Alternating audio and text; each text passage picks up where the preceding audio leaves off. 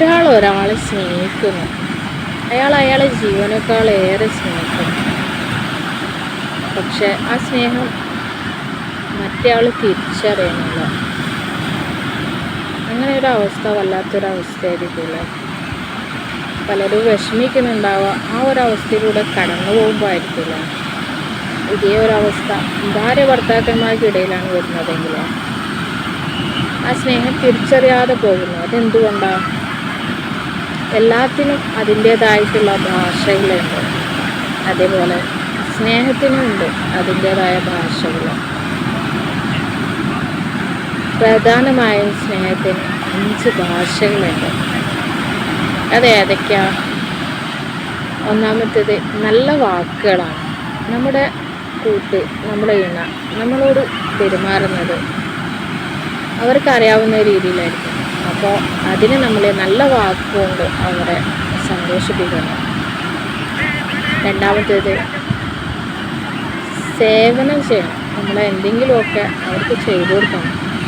ഇപ്പോൾ ഭാര്യയാണെങ്കിൽ ഭർത്താവിന് എന്തെങ്കിലും ഭക്ഷണം ഉണ്ടാക്കി കൊടുക്കലും, അതേപോലെ ഭർത്താവ് ഭാര്യയ്ക്ക് എന്തെങ്കിലുമൊക്കെ ഉണ്ടാക്കി കൊടുക്കലും, അതൊക്കെ ഇതിൻ്റെ ഒരു ഭാഗമാണ്. അതേപോലെ നമ്മൾ മൂന്നാമത്തെ ഭാഷയാണ് സർപ്രൈസായിട്ട് എന്തെങ്കിലും ഒരു ഗിഫ്റ്റ് കൊടുക്കുക എന്നുള്ളത്. അതെന്തോ ആയിക്കോട്ടെ, വില കൂടിയ സമ്മാനമാണെന്ന് ഒരിക്കലും പറയുന്നില്ല. അത് ഒരു 5 രൂപൻ്റെ മഞ്ചാണെങ്കിലും മതി, അല്ലെങ്കിൽ നമുക്ക് വെറുതെ കിട്ടുന്ന എന്തെങ്കിലും സാധനമായാലും മതി. അത് കണ്ടപ്പോൾ നിന്നെ ഞാൻ ഓർത്തു, നിനക്ക് വേണ്ടി ഞാൻ കരുതി വെച്ചതാന്ന് പറഞ്ഞ് കൊടുത്തു നോക്കൂ. പിന്നെയുള്ളത് ക്വാളിറ്റി ടൈമാണ്. നമ്മുടെ തുണയുടെ കൂടി ഇരിക്കുമ്പോൾ നമുക്ക് ആ കൊടുക്കുന്ന സമയത്തിന് അതിൻ്റേതായിട്ടുള്ളൊരു ക്വാളിറ്റി ഉണ്ടായിരിക്കണം.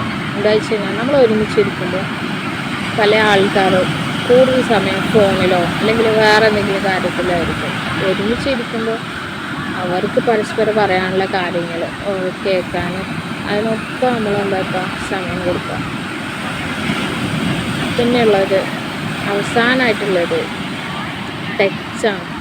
ഒന്ന് തൊടുക, ഒന്ന് തലോടുക, ഒരു ചുംബനമൊക്കെ കൊടുക്കുക. അതൊക്കെ സ്നേഹത്തിൻ്റെ തീവ്രത കൂട്ടുന്ന കാര്യങ്ങളാണ്. ഈ 5 കാര്യങ്ങളിൽ ഓരോ വ്യക്തിക്കും ചിലർക്ക് ഏതെങ്കിലും ഒന്നിനോടായിരിക്കും കൂടുതലുണ്ടാവുക. അപ്പോൾ ഏതാണോ എൻ്റെ ഭർത്താവ് അതല്ലെങ്കിൽ എൻ്റെ ഭാര്യ കൂടുതൽ ആഗ്രഹിക്കുന്നത് അത് മനസ്സിലാക്കിയിട്ട് നമ്മൾ എന്താക്കുക, അതിനനുസരിച്ചിട്ടുള്ള കാര്യങ്ങൾ നോക്കുക. അപ്പോൾ ഒരിക്കലും നമുക്ക് കേൾക്കേണ്ടി വരില്ല എന്തൊക്കെ ചെയ്തു കൊടുത്തിട്ട് നീ എന്താ ചെയ്തതെന്നുള്ള ഒരു കുറ്റപ്പെടുത്തലും പരിഭവങ്ങളും. Okay, by.